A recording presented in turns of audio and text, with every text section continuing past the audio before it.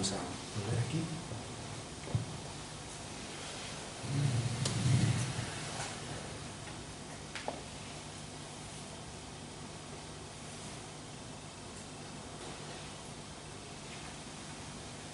Después de Monteverdi he puesto, sin decir nada, a Bach, misa en si menor, un área maravillosa desde el punto de vista de la gente.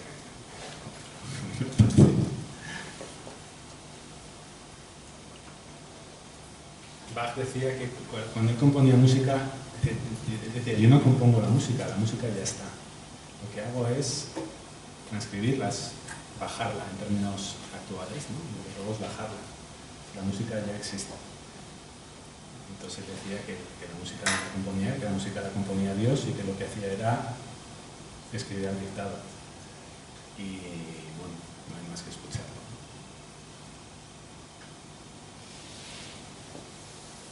Esa fluidez, ¿no? Eso siempre ha estado ahí, esa sensación de que eso siempre ha estado ahí. Y también otros músicos lo han dicho, otros artistas durante épocas y estilos y artes y geografías, muchos han dicho lo mismo, ¿no? Miguel Ángel decía que, sabéis, ¿no? que la escultura está dentro de la piedra y lo único que hacía era quitar lo que sobraba y sacarlo. Pues parecido, ¿no? El gran arte tiene esa constante, esa idea de esto no realmente, esto ya está ahí, se trata de extraer. Y yo, bueno, creo que se ven las tres piezas que hemos escuchado, creo yo se escucha, pero en Bach, para mí es mucho más notable, es clarísimo. Bueno, ¿qué tal? ¿Qué preguntas, comentarios, experiencias? A mí me cuesta pensar. Normal. Bienvenida al género humano. Se te va un poco el pensamiento a otros sitios. Vale, bien. Entonces la práctica es, vale, muy bien. Eso es perfectamente normal. Es dejarlo ser y reconducir suavemente la atención hacia algo que, digamos, dale esas ramificaciones y te vuelva a ti. Cuando estás en el como muy rápido, muy corto, sí. Pues escapa, ¿no? Sí. Estaba, pero... Y eso con la práctica, esos momentos van aumentando. Hay una pregunta ahí que es muy común, que es ¿y cuánto tiempo debo meditar? Y la respuesta es da igual, porque llegas a un lugar en el que no hay tiempo. Da igual. Con tocar fondo, por decirlo así, es suficiente. Porque cada vez empiezas a conocer más eso y cada vez es más fácil permanecer ahí. Es un poco de práctica. Hay gente que le cuesta más, hay gente que le cuesta menos, pero el tiempo es mejor meditar 5 minutos bien que 20, media hora, una hora mal. Yo digo, hay retiros por ahí de una semana meditando 8 horas diarias y tal. Esto me parece un horror. Esto es un horror. Esto lo que suele hacer es disparar totalmente, otra vez, la mente compulsiva. A no ser que estés ya absolutamente avezado y seas experto en meditación y hayas llegado a un nivel altísimo. Yo personalmente, esto es mi opinión, soy más partidario de momentos cortos y continuos. Luego, dejar que eso cale, penetre, permee en tu día, en tu vida. Momentos. Yo siempre digo eso de los 10-15 minutos por la mañana, 5 por la noche, también. Minutos durante el día. De manera que uno empiece a notar, porque esto no se trata de que sea una técnica, se trata de que sea una manera, la manera de ser. Entonces no se trata de... No, se trata de dejar que vaya entrando lentamente. Y que se haga con placer, con gusto. El momento en el cual en el primer momento te encuentras incómodo, meditando, yo digo, aguanta un minuto más y dejar. Que hoy no me centro, no pasa nada. Normal. No le demos importancia. Primero porque no la tiene y segundo porque cuanto más importancia le das, más importancia tiene. No pasa nada. Hoy estoy descentrada. Pues muy bien. Bien está.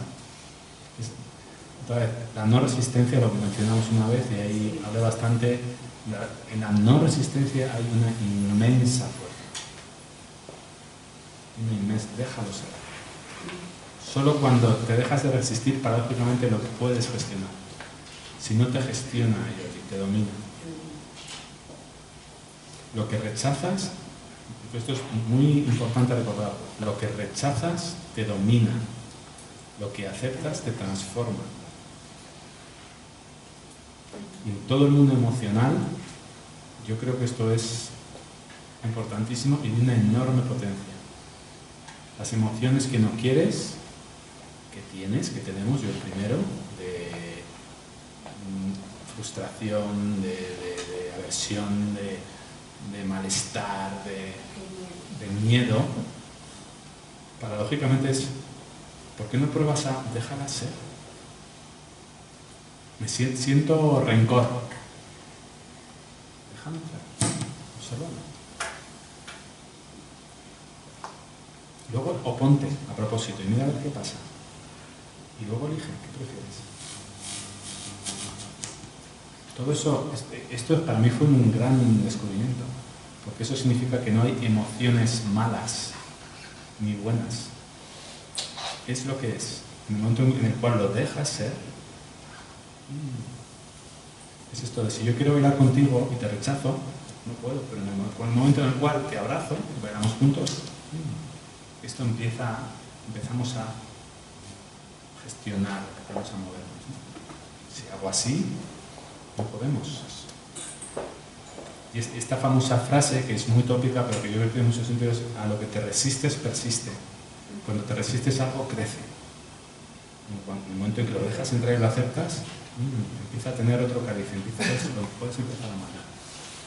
Con la meditación es lo mismo. Si estás descentrada, déjalo ser. Perfectamente normal. Muy bien. Me voy a poner a pensar. Hay un punto de meditación que hemos hecho alguna vez que es muy... Lo hicimos el primer día, que es, después de habernos fijado en la respiración, por ejemplo, es, y ahora deja que tu mente vaya donde quiera. Es curiosísimo. Ahora déjala irse, a donde quiera irse, al pasado, al futuro, pensar en otros. Mira a ver qué pasa, déjala. Está bien. Llevo unos días que la presión esta que sentía aquí cuando meditábamos en la Reiki ha desaparecido, ya no es... Pero ahora tengo... No sé. ¿Cuál prefieres? Las dos. Me mola más, bueno, tengo arriba, Esta mola más, sufro más. Se te ha movido de aquí a aquí. Sí, aquí todo esto y bueno, y esta sí, de la de... La de arriba. La de aquí es así, pero bueno, que es agradable. Bueno, eso parece que es muy de chakras, ¿no? Podría ser muy de chakras. Este bloqueo que tenemos muchos aquí, ¿no? Muchas veces puede ser muy tenso, muy doloroso. Esta famosa cicatriz que tiene tanta gente aquí, ¿no? Pero ya como que no... Eso es muy doloroso, ¿no? Vale, entonces a lo mejor es que se está transformando, no lo sé, habría que ver. Y esto también, este es el punto de conexión con el todo, y luego el armónico 1, del que hablábamos, ya es como el yo, la idea que tengo de yo, la despersonalización, ¿no? Bien, ahí está pasando algo. ¿Sabes lo que es? No tengo ni idea, pero tengo una enorme curiosidad.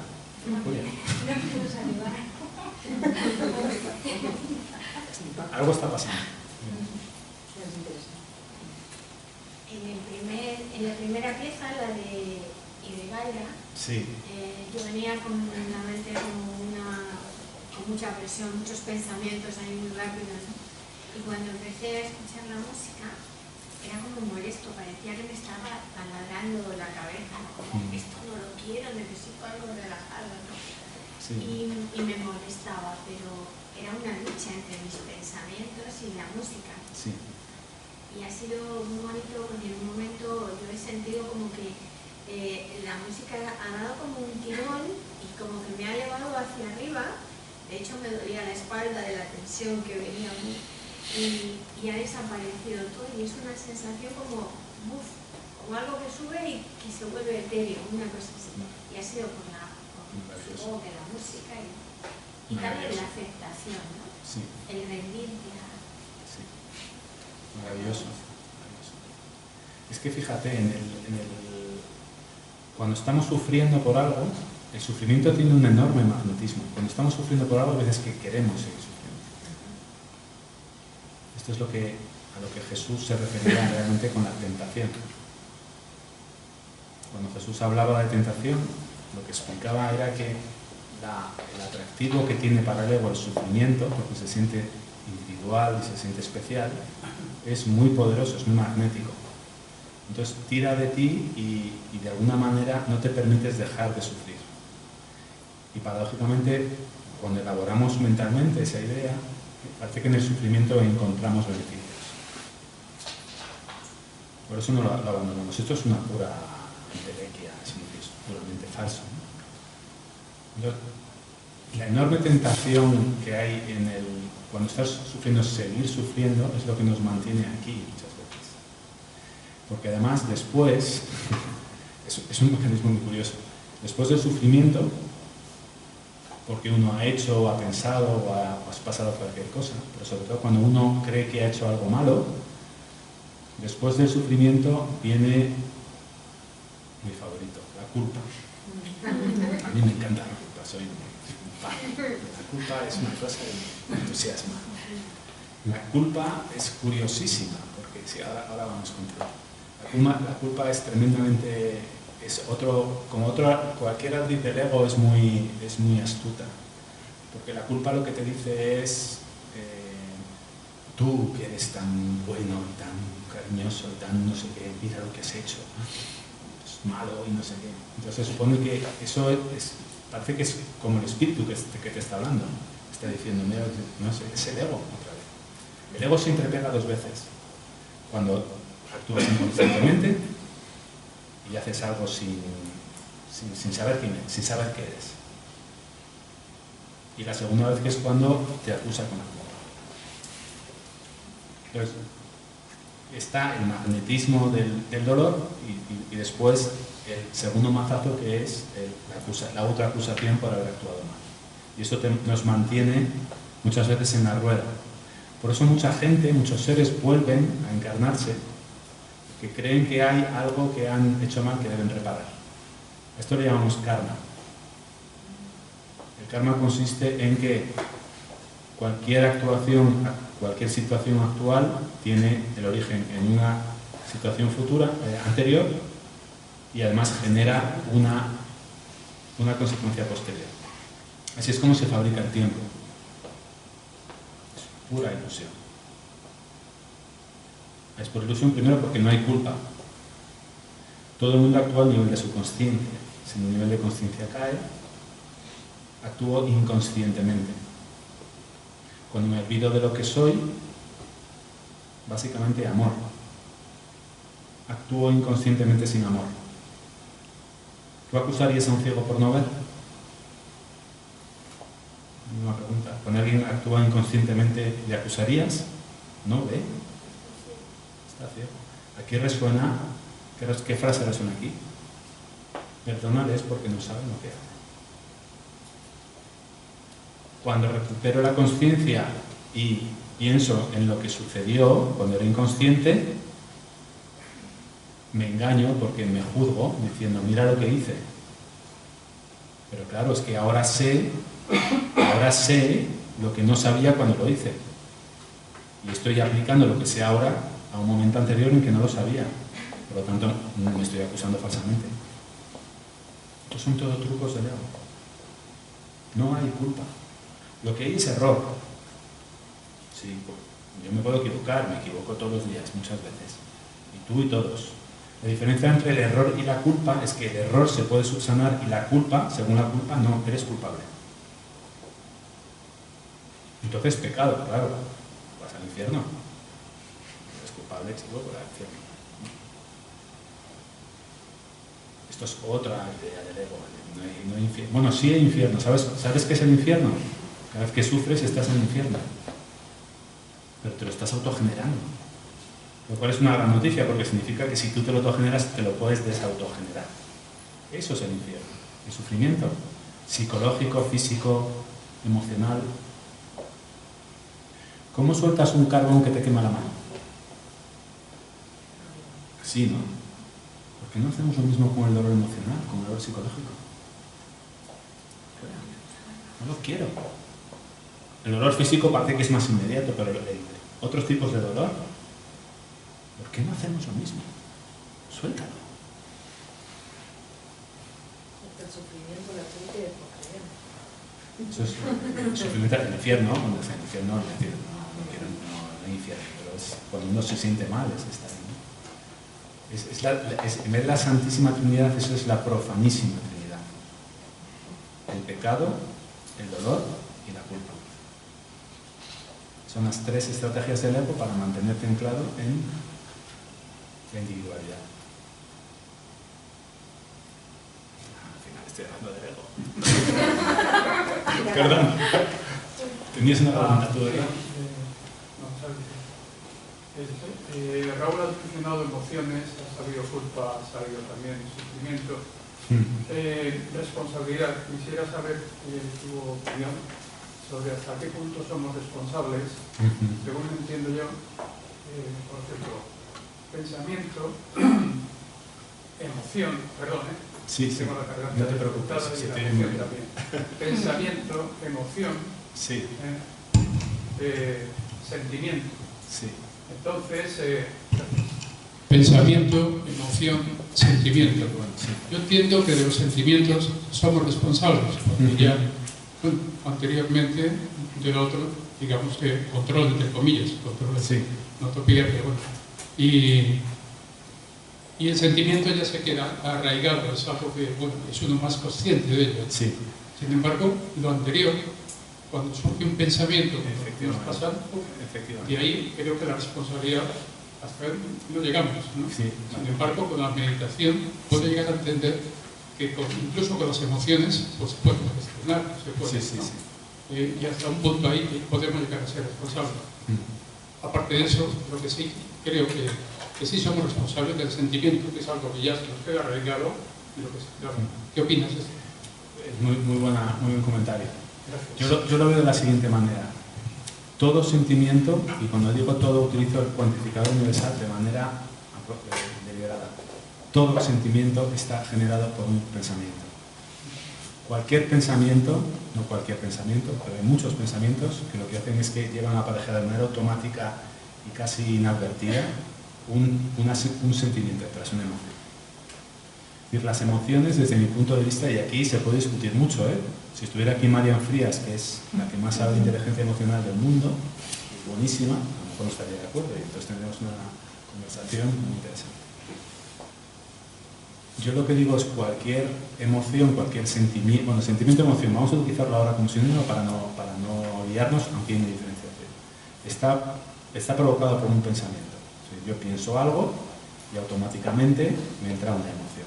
Y esto es un desfile continuo. Estamos continuamente, si os fijáis, pensando y sintiendo emociones de 1000 tipos en 10 minutos pasan no sé cuántas, ¿no? Desde ese punto de vista, si eso es así, de lo que se trata para gestionar una emoción es de irse al pensamiento que la está generando. En el momento en el cual gestionamos el pensamiento que genera la emoción, yo lo que digo es no te preocupes de la emoción, déjala. Vete al pensamiento. Pero tú dices muy acertadamente, creo yo, sí, pero es que los pensamientos fluyen, yo no los produzco. Y realmente eso es estrictamente cierto. Tú no los produce tu ego, mi ego, el ego, aunque cada uno tenemos uno. Lo que sí que podemos hacer, y yo creo que sí, eso sí que es nuestra responsabilidad en el momento en el cual conocemos herramientas como la meditación, es de empezar a observar el pensamiento. Y ahí es donde se produce el salto cósmico. En el momento en el cual me doy cuenta de que esos pensamientos que genero de manera compulsiva, soy capaz de observarlos. Porque en el momento en el que soy capaz de observarlos, me doy cuenta de que yo no soy esos pensamientos, de que hay un, por decirlo así, ser superior que es capaz de observarlos y que es capaz de generarlos. En el momento en el cual observo los pensamientos, es probable que me dé cuenta de que empiezan a perder poder sobre mí. Un pensamiento es algo que tiene un inmenso poder sobre nosotros, enorme. El pensamiento es capaz de hacerte volar o tumbarte en tierra. Hasta el momento en el cual puedo empezar a observarlos, con meditación, por ejemplo, y a ver si el poder que tienen sobre mí empieza a bajar y a ver si las emociones que no quiero que hay detrás empiezan a atenuarse. Pues para mí la responsabilidad, si es que la palabra, por utilizar la tuya, es la de empezar a observar el pensamiento. En el momento en el cual somos capaces de observar el pensamiento, se invierten los términos. En vez de el pensamiento es algo que me domina a mí por general, me doy cuenta de que yo soy capaz de gestionarlo ahí. Y ahí es donde empiezo a utilizar la mente de manera correcta. Ser consciente. Ser consciente. Ser consciente de lo que pienso. Joder, mira, estoy pensando que no sé qué. Que este tío es una cagué. Sí. Bien, está bien. Estoy pensando eso, sí. En el momento en que dices, no, estoy pensando eso, sí, lo dejo ser, ya lo estoy observando.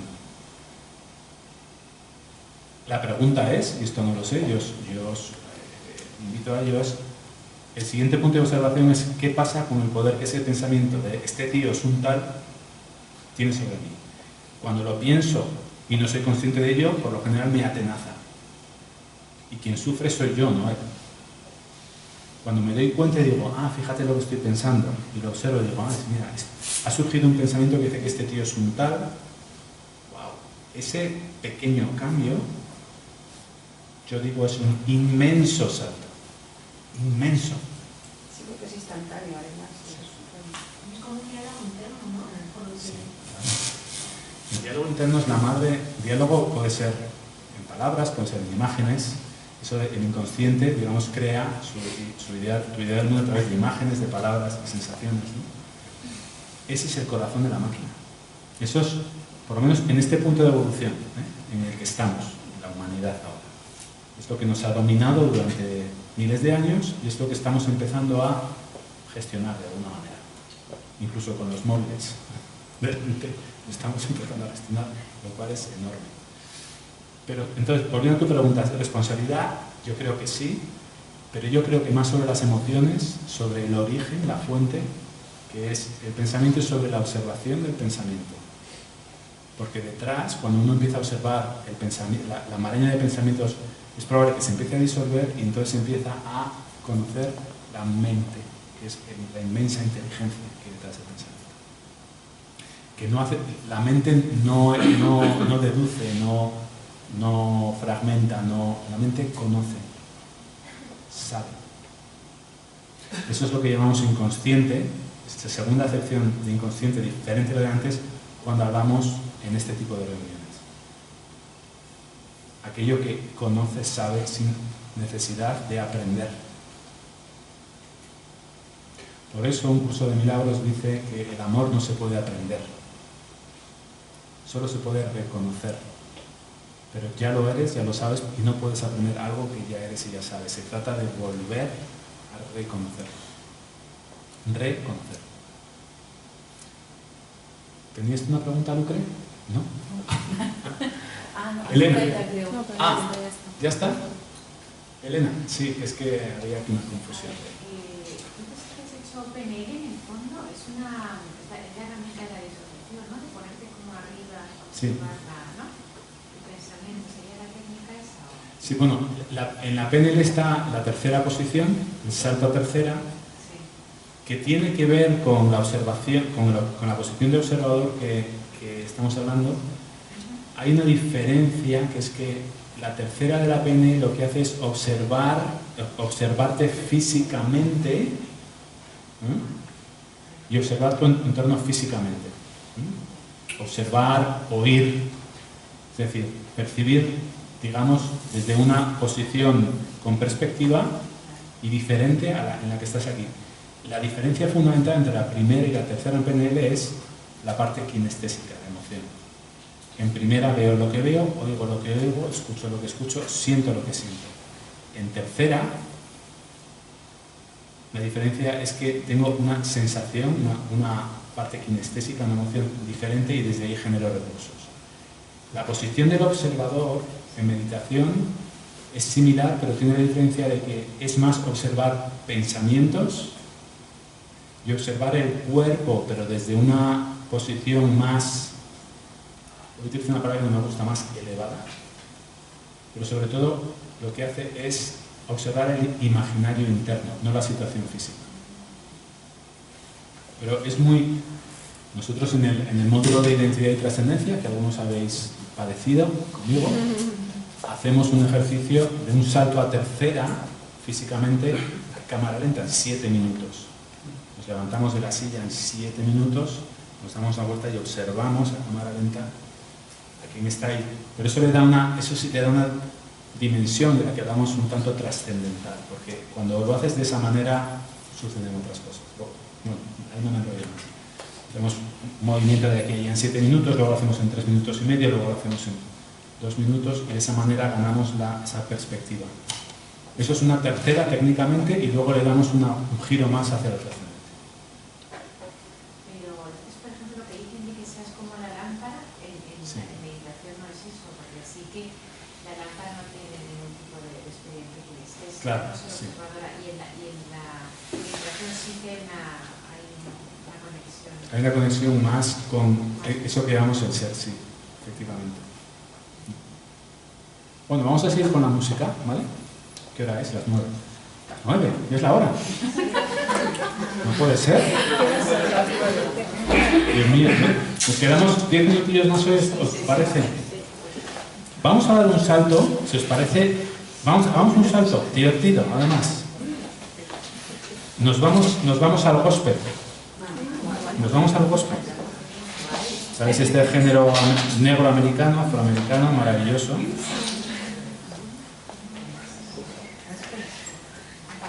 Y vamos a escuchar, mira, he traído una canción.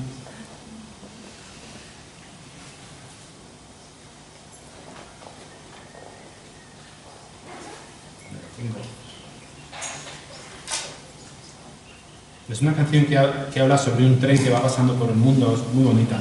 Va pasando sobre el mundo y dice, es el tren de la paz y todo el que quiera se puede subir.